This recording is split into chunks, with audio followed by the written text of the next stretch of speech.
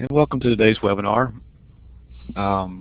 This is a PINEMAP project webinar series that we have today, and usually we have an introduction slide here, but that's okay. But this effort is made possible through Forestry and Natural Resources webinar, and that is a partnership with Bob Barton from MC State, Bill Hubbard with Southern Region Extension Forestry, and myself just recently with Texas A&M Forest Service. And we welcome you today, and we'd like to go ahead and get started. And sorry for taking time, sorry for starting a little bit late, but let's go ahead and get right into it, Pam. So I'll hand it over to you.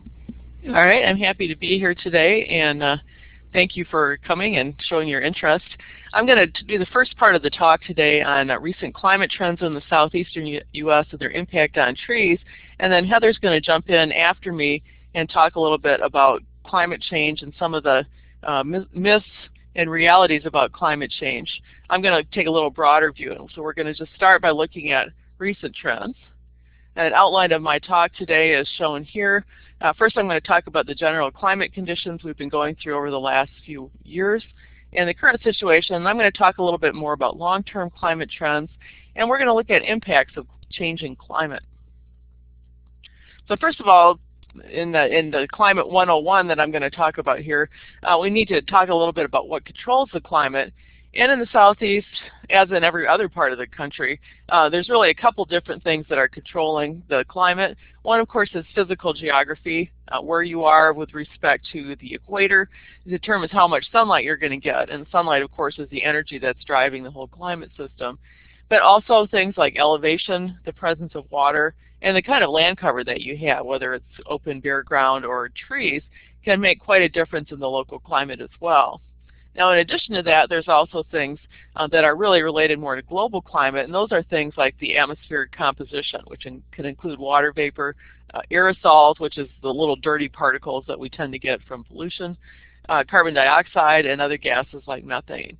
And all those will also affect the climate. That's more of a global phenomenon rather than local, although aerosols certainly can be local if you're looking at the effects of, say, a city.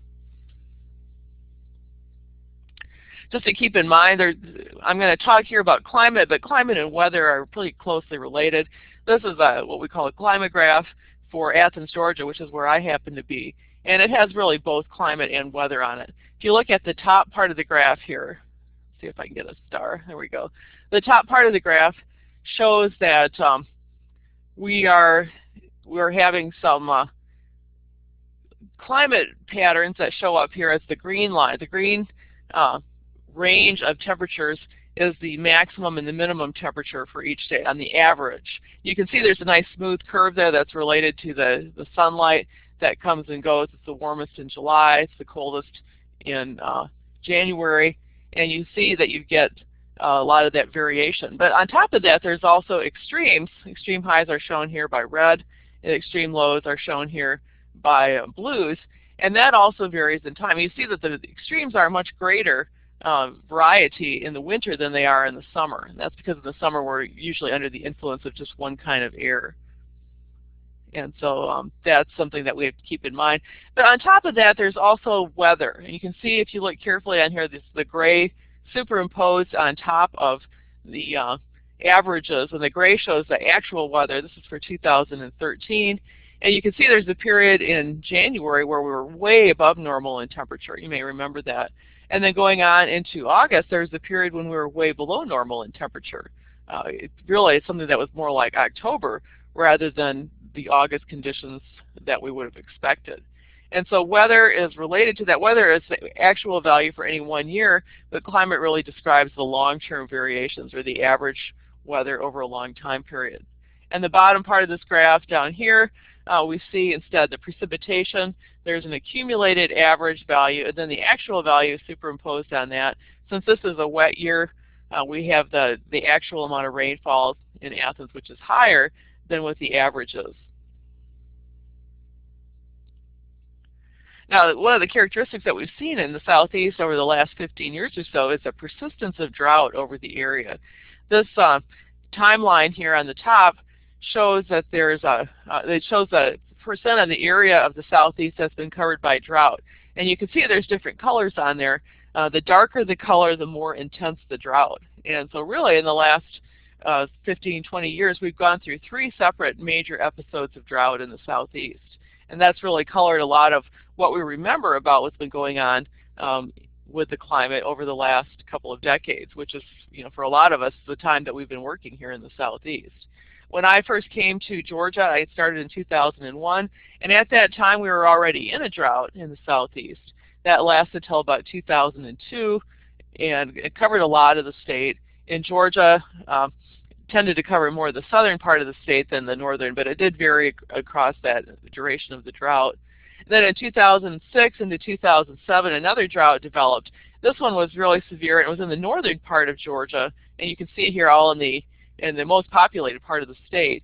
That one caused a lot of issues with water resources. I know in Athens here we were talking about running out of water in 6 weeks, and of course in Atlanta they were also talking about the possibility of losing their water. And so that was a real concern that made a lot of media news, and the governor even had a day where he prayed for rain, which fortunately for him was picked on a day when it did rain. And so that was very fortunate for him, or either that or good marketing.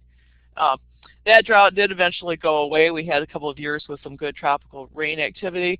And then another drought picked up again in about 2010, 2011, and lasted until early this year, 2013, when we had a huge amount of rain starting at the end of January and going on through the summer months, so that a lot of people were having problems with the wet conditions.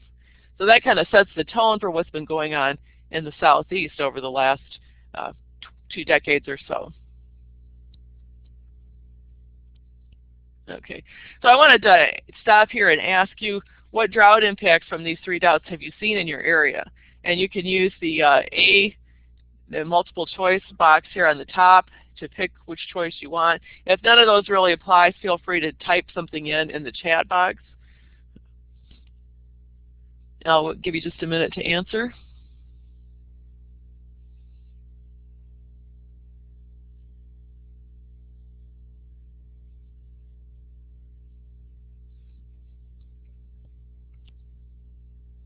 Okay, we're still getting a couple answers in there.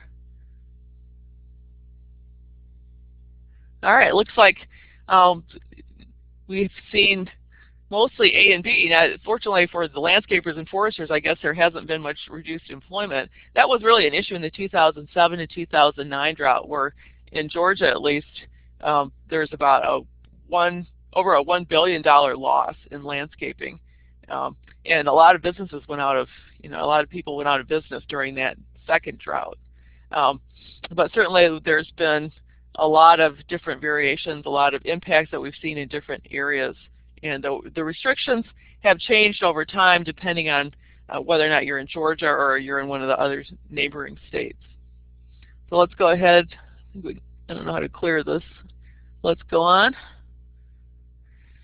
Some of the impacts that I've heard from nursery folk over the last 15 years or so was that the stress has really done a number on the trees.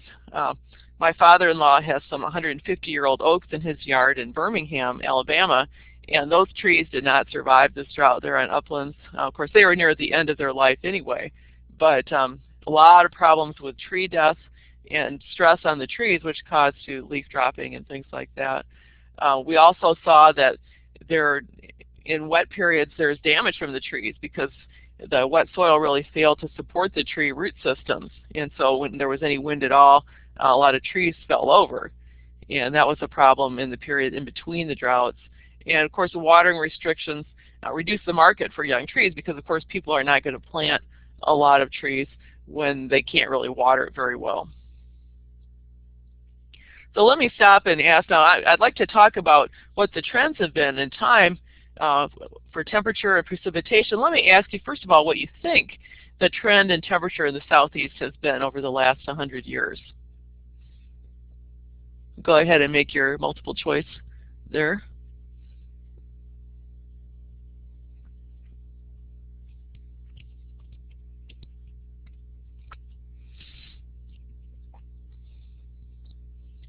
All right, so most people think that the trend in the last 100 years over the southeast has been for increasing temperatures. And now let me go on and ask what you think the trend has been in the last 30 years. So just a little bit different question, a little shorter time period.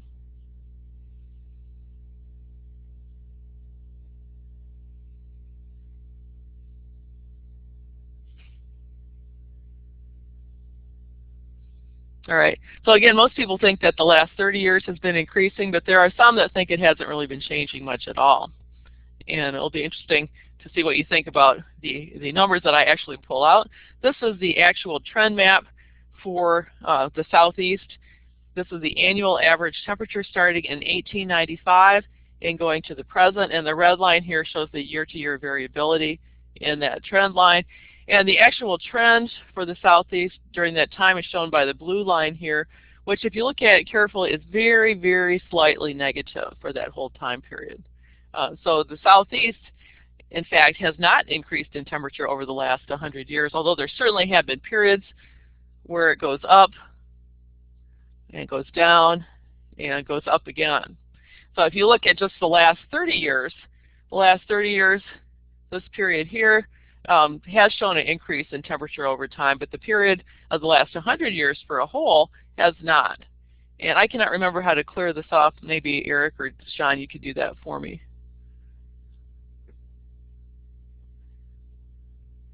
All right, thank you. So you can see there's still a tremendous amount of year-to-year variability, and there's periods when the temperature has decreased quite a bit, but over time there's been no trend in the Southeast. And that's true of most of the southeastern states as well. Some people indicate or seem to believe that that's because of changes in land use over time. And land use has changed quite a bit over the Southeast. 100 years ago, we didn't really have so many effects from boll weevils and so on. There was a lot more open land, a lot more soil that heated up quite a bit in the summer. And now the Southeast is really heavily forested, and that tends to cool things off. So you could say that the Southeast has acted differently than a lot of the rest of the country, which I'll show you in just a minute, because of land use changes here locally. So here just shows the trend over the last 30 years. You can see that's increasing. I might also add that if you listen to radio hosts, they like to talk about the loss of temperature over the last 20 or 15 years or so, starting in about 1998. If I draw my line there, you can say, well, okay, that looks like it's a slight decrease in time. Trends are tricky business. It really depends on where you pick your starting and ending points. And so generally climatologists like to use the longest time period possible to look at a trend because short-term trends really don't define what's going to happen over the long term. And when we're looking at trees, we have to look at longer-term cycles. That's more important than, for example, looking at a crop where you have a lot more adjustment from year to year.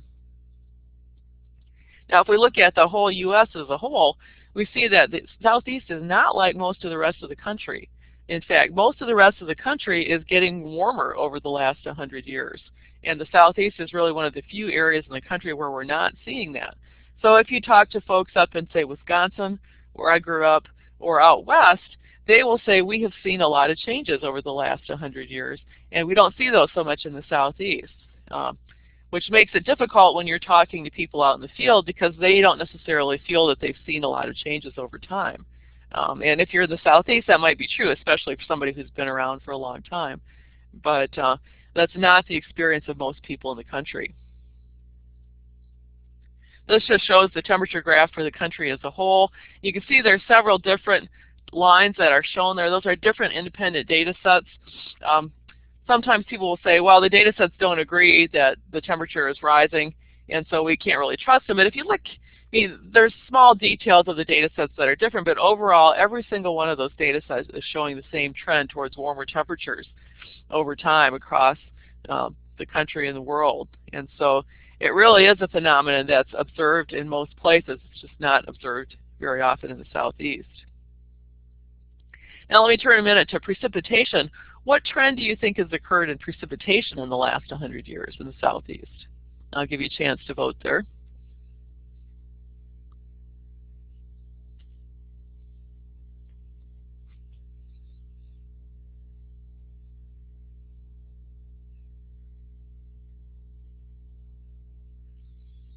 All right, looks like almost everybody's voted.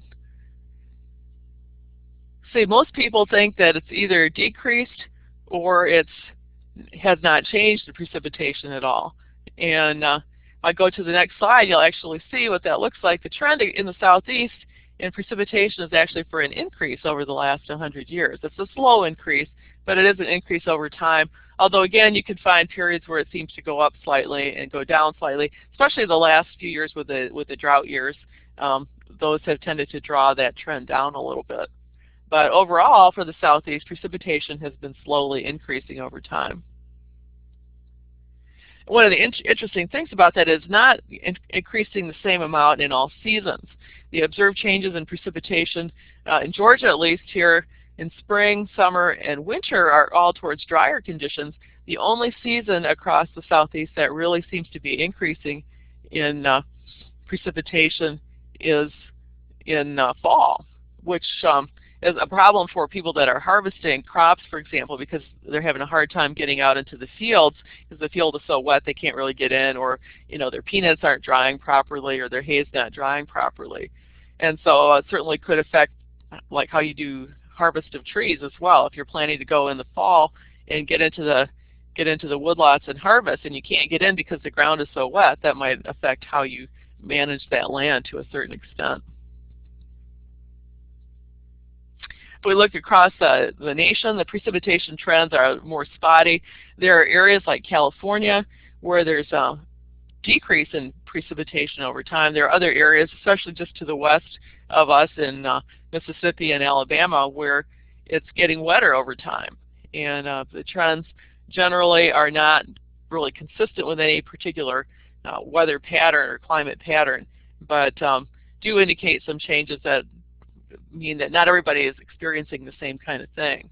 One of the things we do notice is that if we look at extreme weather, and this is the amount of rainfall that comes as extremely heavy rainfall. This is usually 2 inches or more of rain in a day. Across the country, that has been decreasing almost everywhere except for Hawaii.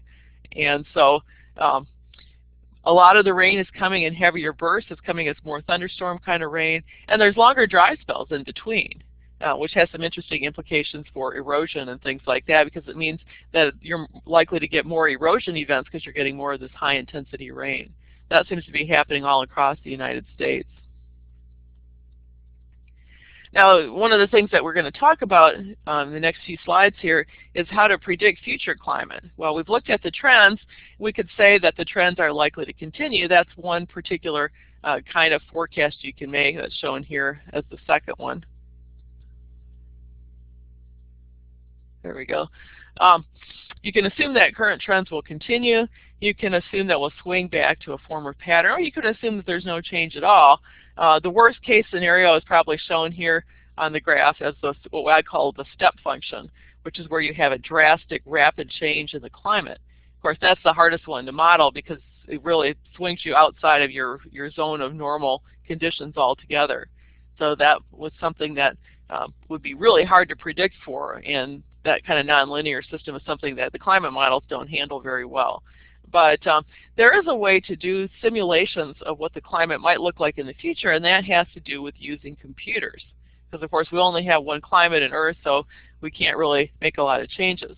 Now to look at this, we need to know a little bit about something called El Nino, and I'm curious to know how many of you already know what El Nino is.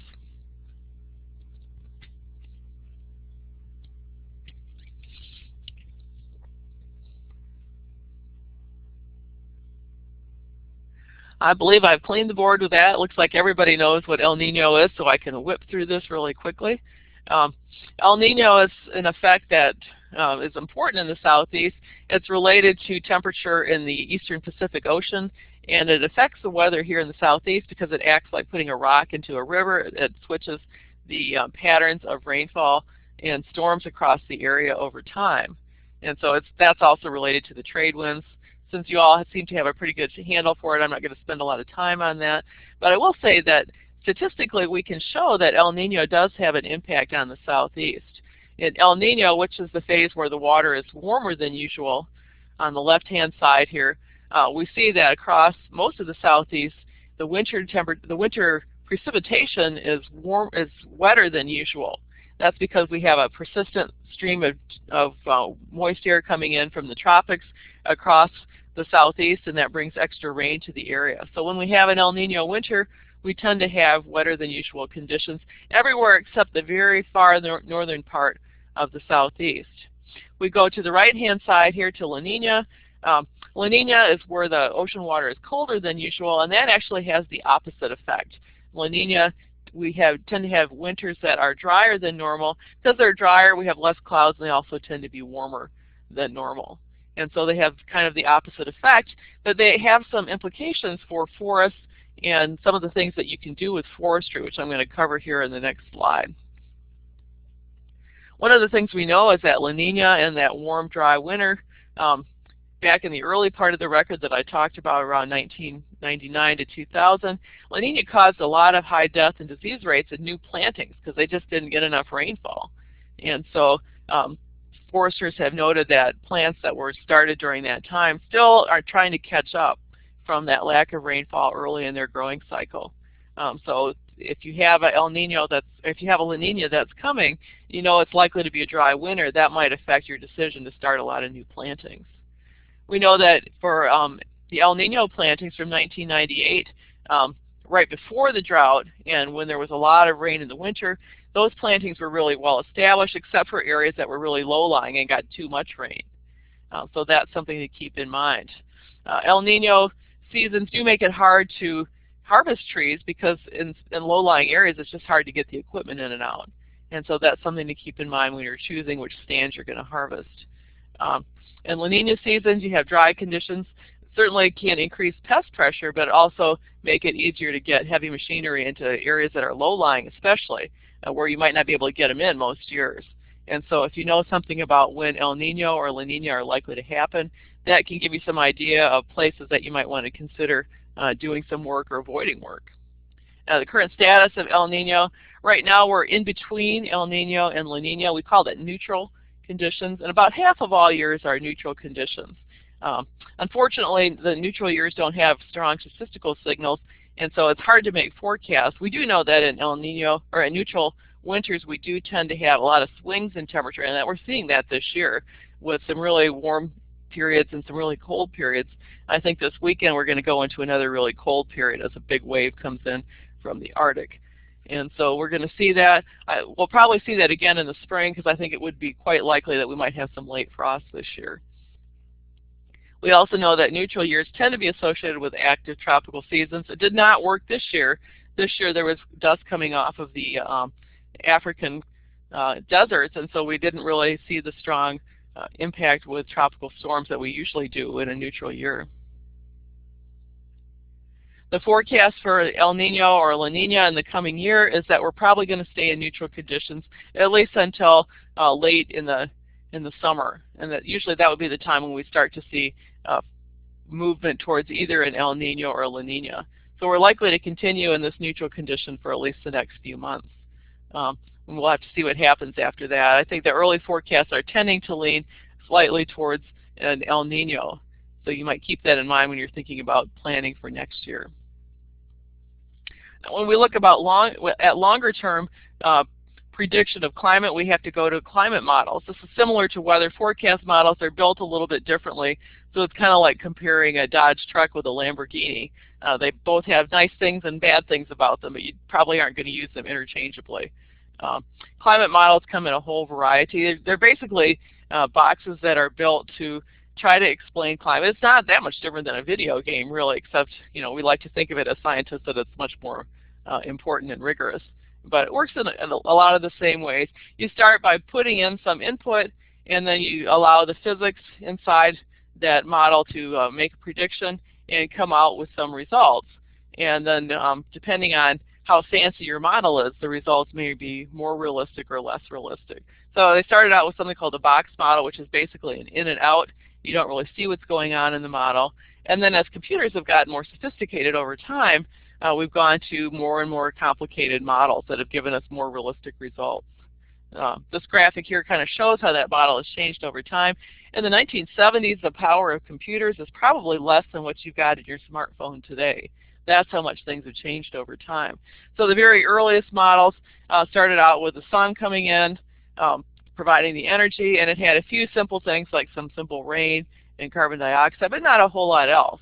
And as time has gone on through the 80s and 90s and so on, the variety of different models, they've added things like land surface, or they've added oceans, they've added pollutants, and so on. So now the models are much more complex and are able to get a better handle on determining what the climate might actually look like, and you have some trust in their reliability.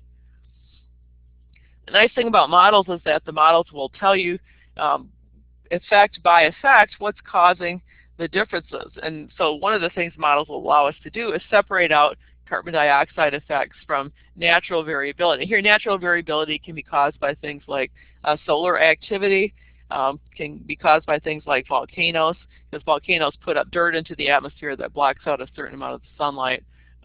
We can also see the effect of anthropogenic activity, like adding carbon to the atmosphere or adding pollution, or adding land use changes. And so the map here, or the graph here on the right, on the left-hand side, shows the observations, which are in the black line on the graph, and the model results if you just use natural forcing, which is basically volcanic and solar activity, which is shown here in blue. And you can see that the blue doesn't really match the observations very well. You have to add anthropogenic effects like the effects of global greenhouse gases and sulfur dioxide to really get a good handle on matching the observations to the model results.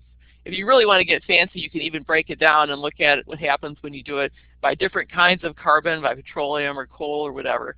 And so those things will make a difference as well. Obviously, we're not going to talk about that here today, but that's something that you can do, and some modelers do look at when they're trying to figure out what are the most cost-effective ways to make changes. So if we look at all these models, and I'm not going to go into the mechanics of how they work, they do provide us with some predictions of future temperature in the southeast. And the predictions, there's about 80 models that provide different predictions across the area. And on the left-hand side of this three-panel chart is the observed 20th century trend. You see there's the hole here in the southeast, which we talked about earlier, and that really shows up in this as well. This is 20th century trend. And then the model here in the center is a Canadian model, which shows that the predicted increase in temperature by 2100, about 100 years from now, is about a 10-degree Fahrenheit rise in temperature, whereas the Hadley model, which is a European model, shows a more moderate 5-degree increase in temperature over the next 100 years. But it's interesting to note that of all these models, every single one predicts that the temperatures are going to increase. The amount of warming is not certain. It's going to probably be between 5 and 10 degrees in the next 100 years, but we're not sure exactly how warm that's going to be. We do know that with the higher temperatures, we're likely to have a longer growing season. That's good and bad because it means the trees can put on more wood in a given year, but it also means the pest pressure is going to go up. And we also know that with higher temperatures, we're going to have increased evaporation, and so that will tend to put more stress on the plants as well. For predictions of future precipitation, trends are a lot more spotty, as we mentioned before. The Canadian model predicts that we're going to get drier over the next 100 years. The Hadley model predicts that we're going to get wetter over the next 100 years. And so if you look at all those different model results, predictions of precipitation in the future are much less reliable and much less consistent from one model to the other.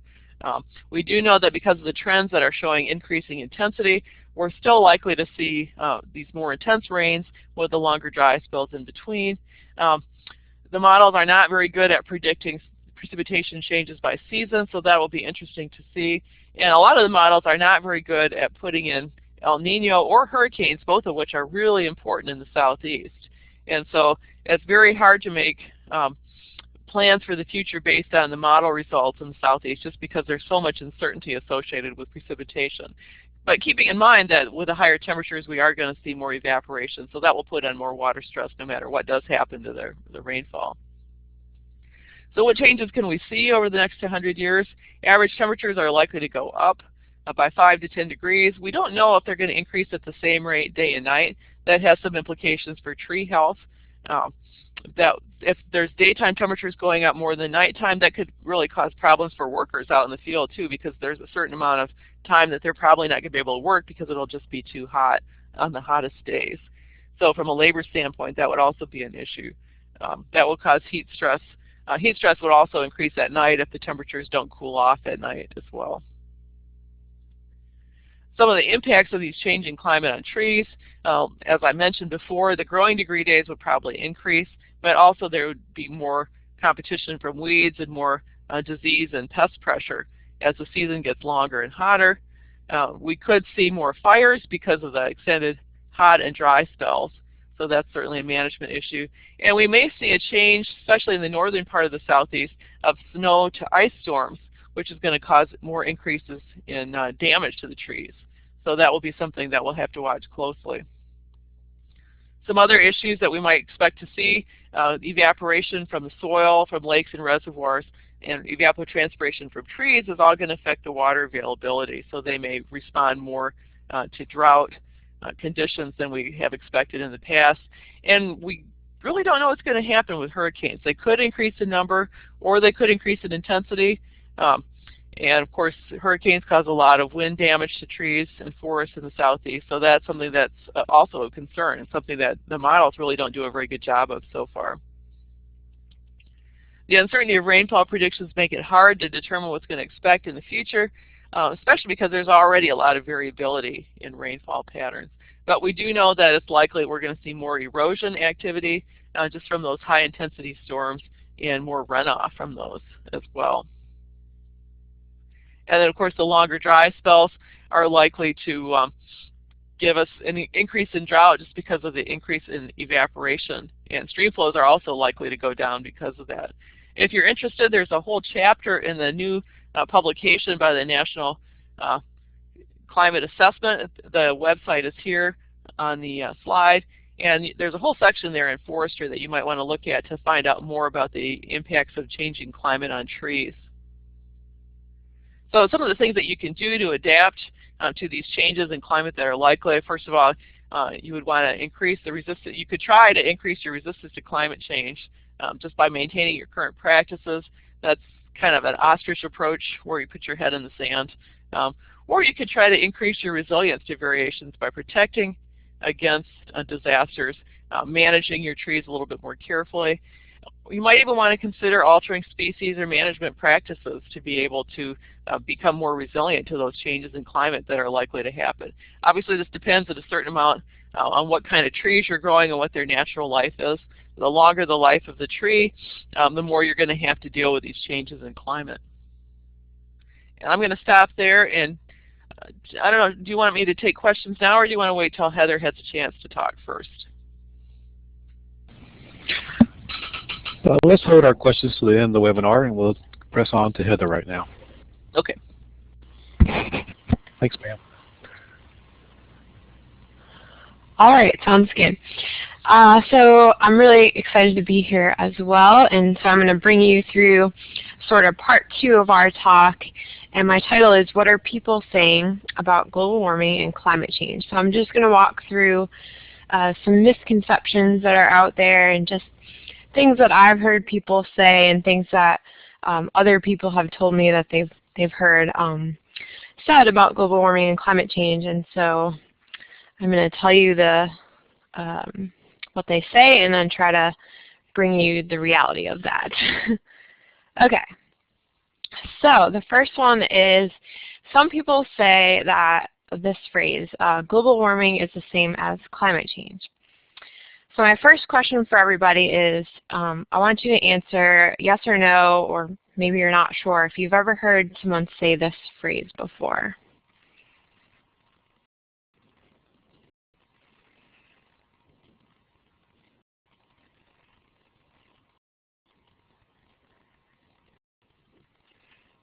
All right, so majority of you have heard at least one person say this. Good. So the reality is that they actually have different scientific definitions. Okay, so what are those definitions? Well, global warming really only refers to the increase in average temperature across the entire Earth. So it's a globally averaged temperature, and that's an increase over time. Versus climate change describes how weather patterns across the globe will be influenced by this increase in global average temperature. I always like to point out that these the climate change are statistically significant changes in either the averages or extremes of different climate variables. So this could mean temperature or precipitation over long periods of time.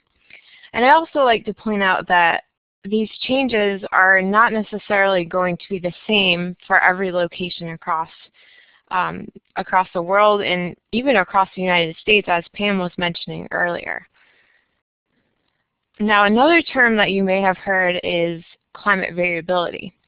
This is considered to be any deviation or departure from typical climate conditions in a particular location. So, for example, droughts contribute to climate variability in a particular location, such as the Southeast U.S. Okay, so the next one, I've also heard people say there's no consensus. And the reality here is that the peer-reviewed literature is very much in consensus on the increase in global average temperatures and their relative causes for this. So let me show you some data to sort of back that up. So what I'm showing here in this graph is, so this is temperature anomalies, and that's just a fancy word for temperature departures. And so what you have is you calculate an average from 1961 to 1990, and then for each individual year on this graph, which starts about 1850 through present, so for each individual year, you subtract that, the average across 1961 to 1990 from that individual year's value. And so you get a temperature departure. And this zero anomaly here, anything above that zero line, which let me try to draw a line for you guys, if I can remember how to do this. Okay, so anything above this zero line here would indicate that temperatures, and this is global average temperature, so anything above that line will be that temperatures are above this average, and then anything below that would be below the average, as specified here across 1961 to 1990. Okay, so hopefully that makes sense. Now, what this is showing is an increase over time, especially over the past 50 years. You can see it's been increasing pretty significantly. And these are 4 different data sets. So basically just showing that a lot of them are showing the same trend. They're not exactly the same in terms of, like, you know, you see some departures like here, whoops, I was trying to circle that, but here there's some differences in the different data sets, but overall the pattern is the same. So you see this increase in global average temperatures over time. Okay, so my second question for everybody. Do you think regional and local level trends in temperature departures are the same as this or different? So I want you to put down A if you think it's the same, B if you think it's different, or C if you're just not sure.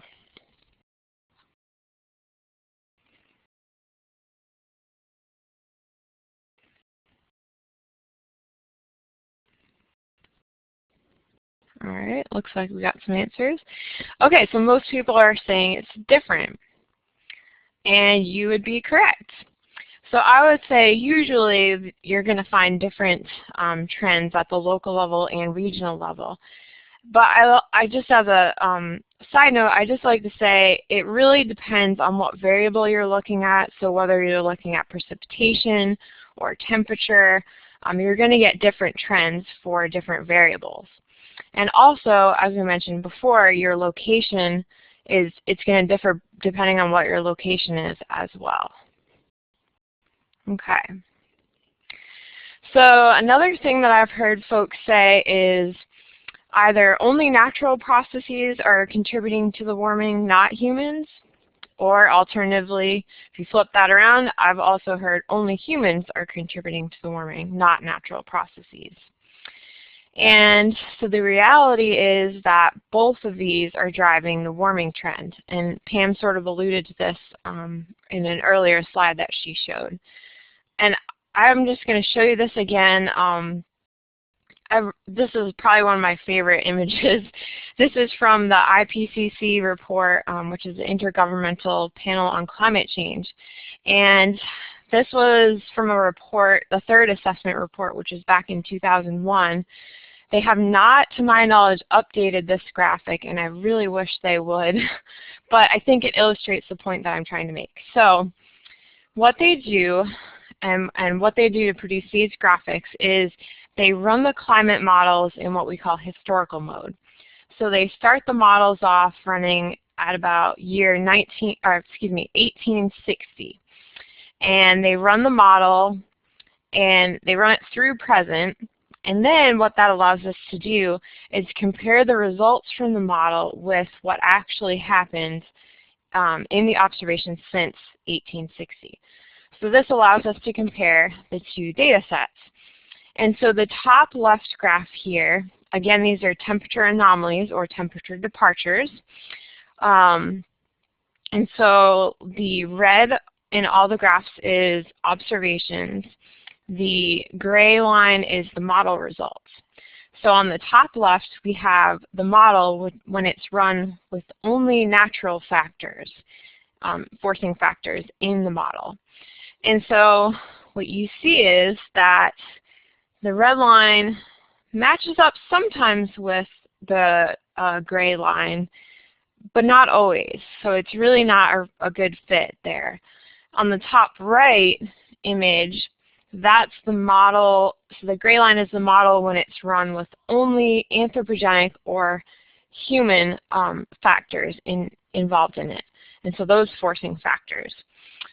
And you can see, again, it's not a perfect match. There's definitely some spots, like in, let's say from about 1930 to about 1970, where they really don't match up very well. But other periods, it's a pretty decent match.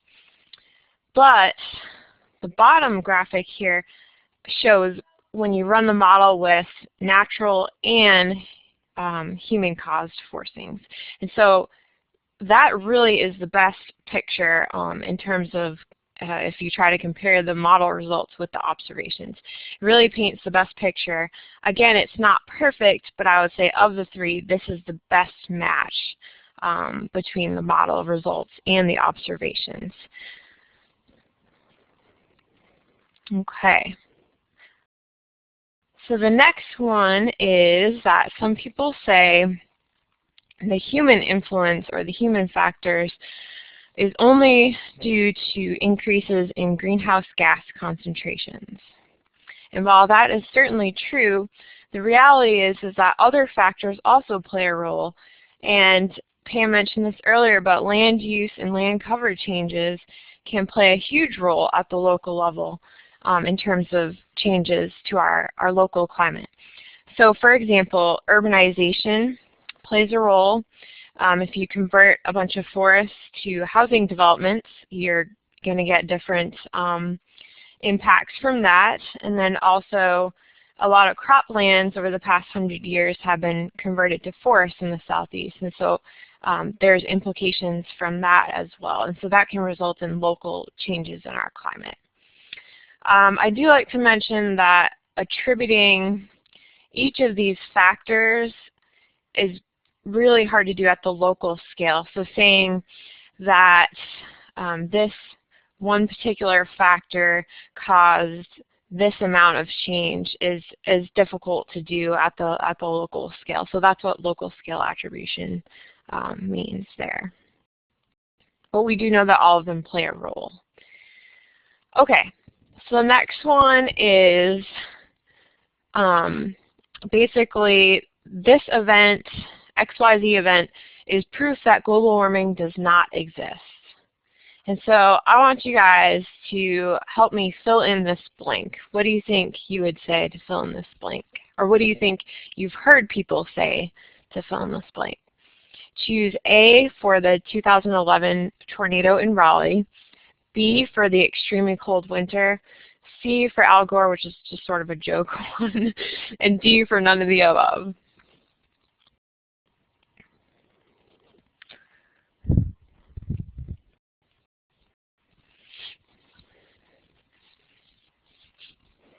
All right, so majority say B, and you would be correct. So something else that I've often heard is XYZ event is proof of global warming.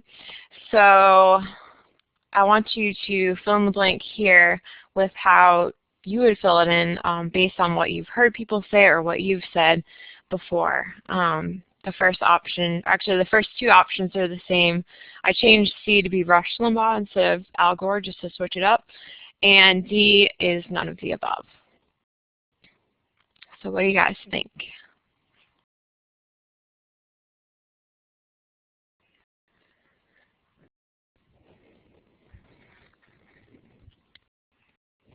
Okay, so a lot of people are saying none of the above. Interesting. So what I've heard people say, I've heard someone try to give an example with the 2011 tornado that occurred in Raleigh and saying, I've literally heard someone say at a scientific conference, not a climate science conference, but it was a forestry meeting, and they said that the 2011 tornado in Raleigh is proof that global warming exists. So now, okay, so here's the two statements here. And the 2011 tornado occurred, I believe it was April 16th. That's the date. So the reality of this is that we can't attribute a single event to global warming. Or, I mean, the first statement is just not correct either. But in terms of the second statement, you can't attribute a single event to global warming. And I think we're getting to the point where we can say that a certain percentage of events can be attributed to the warming, globally average warming, but you can't, it's really, really difficult to say that a single event is attributed. So, what's next? Okay, so just sort of trying to play devil's advocate here. Some people have said, what if there is no climate change at all? Like, what if there just aren't any climate changes? And I would say to that the reality is that the southern U.S. still experiences droughts, tornadoes, ice storms, hurricanes. It's just a part of our climate here. And also there's a factor of increased vulnerability due to increasing populations in our region. So that's also an aspect that we need to sort of keep in mind. And so just, I often wonder, are we missing the point sometimes? Do we need to, instead of focusing on how much is the globe going to warm in 2000 or 2100, instead of focusing on it's going to be 3 degrees warmer in 2100, how about we focus on impacts of that warming and different warming scenarios. So if you have a 1 degree warming, what are the impacts of that in terms of sea levels, and especially in coastal areas? And then what are the impacts on possible shifts in pine species? What are the impacts on the frequency of southern pine beetle outbreaks? Just stuff like that. I think those are really the more important things to be studying, and we're certainly doing some of that, but I think that should sort of be the focus. And I believe that is all I have. So I guess at this point we will take any questions that you guys have.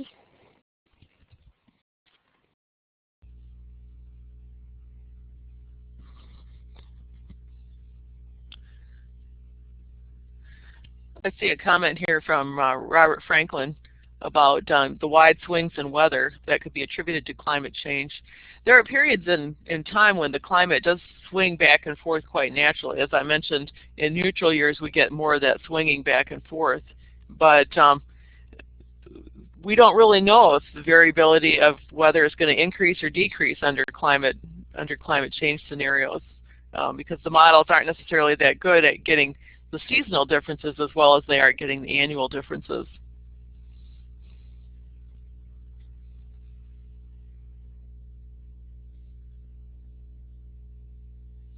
Any other questions from folks? I know it's getting late in the day.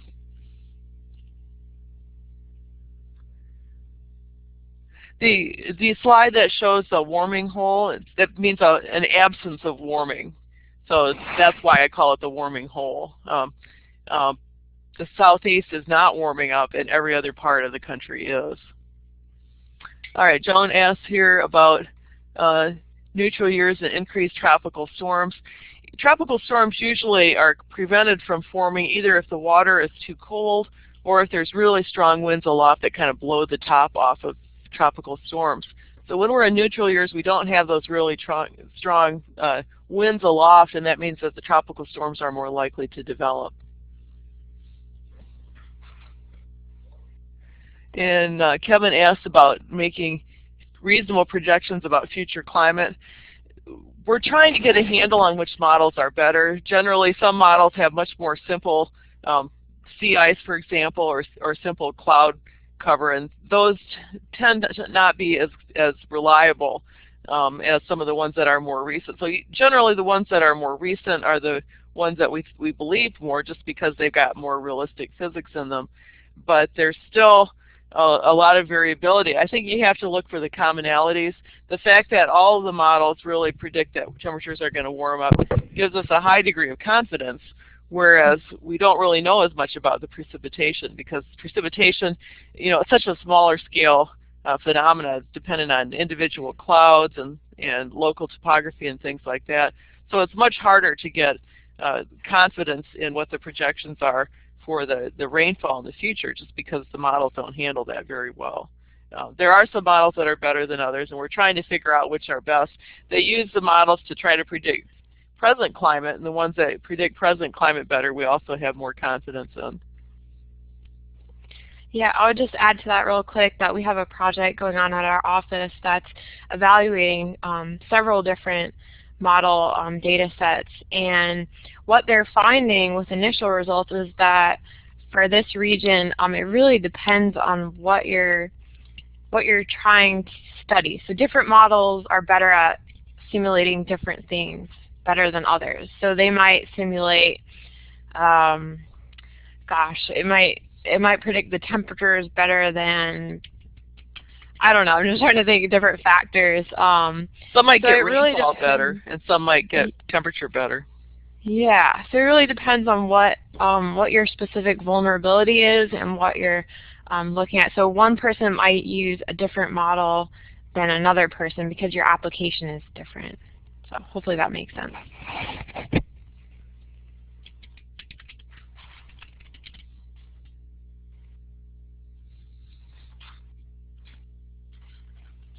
Any other questions?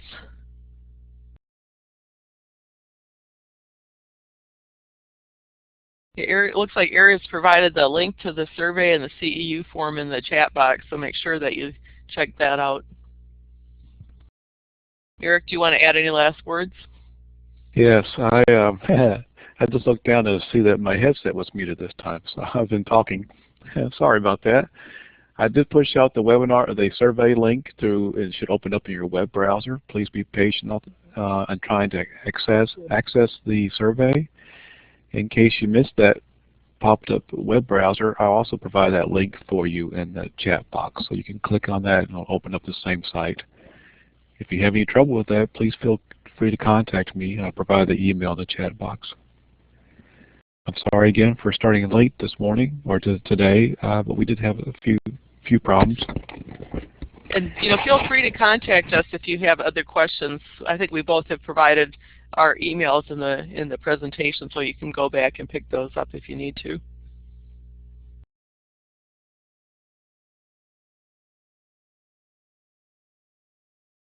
Oh, there they are. Otherwise, thank you, everybody.